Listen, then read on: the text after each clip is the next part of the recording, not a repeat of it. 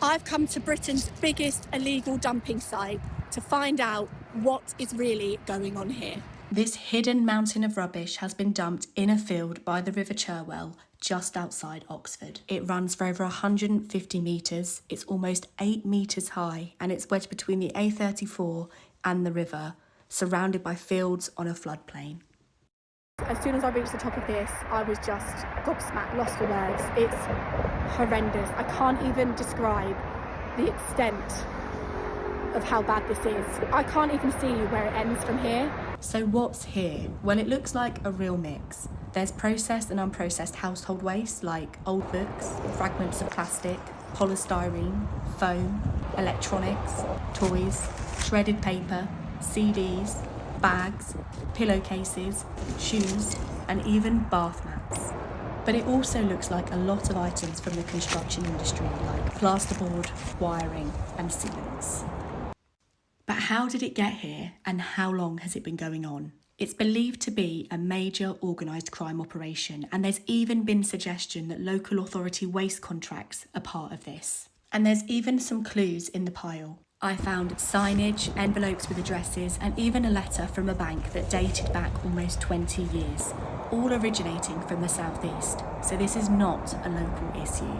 And if you look at satellite imagery from April 2024, it shows the field was green and unused. But fast forward to July 2025 and it's full of waste. Locals who I spoke to believe that it started piling up from around April this year, covered and disguised by the trees. So thousands of tonnes of waste has been dumped over just 6 months.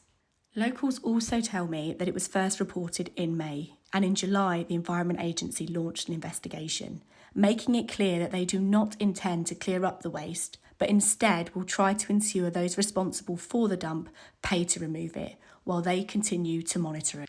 But clearing up waste is far from the only problem here. That's the river. This is the start of the pile, and the river's there. It's about 6 metres from where this pile of litter starts. This whole site sits on a floodplain, and if water levels rise, as they did last November when Storm Bert swept through Oxfordshire, this field and many surrounding it will be submerged and the waste will start flowing down the river and into the Thames. The Environment Agency has installed this boom to skim the surface of a small ditch next to the pile, catching floating rubbish. And it's already caught a couple of fragments of plastic. But if this site does flood, that won't do anything. Why? Because it's likely there's a lot of hidden contaminants that we can't see lurking in this mountain of rubbish. Apart from the vastness of it, is the smell. It's a mix of just decomposing waste, but there's this real putrid chemical smell to it.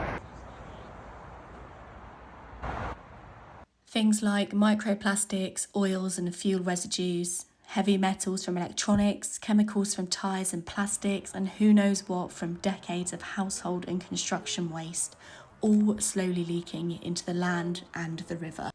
This isn't the first case of large-scale waste dumping across the UK, and it won't be the last. The people who've been most affected by this, and will be for years to come, are the local residents. So I wanted to give the last word to Len, who works in a nearby field, sharing his reaction to seeing the site for the first time. That is incredible.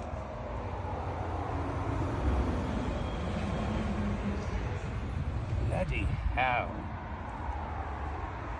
How does that make you feel when you see that? Sick.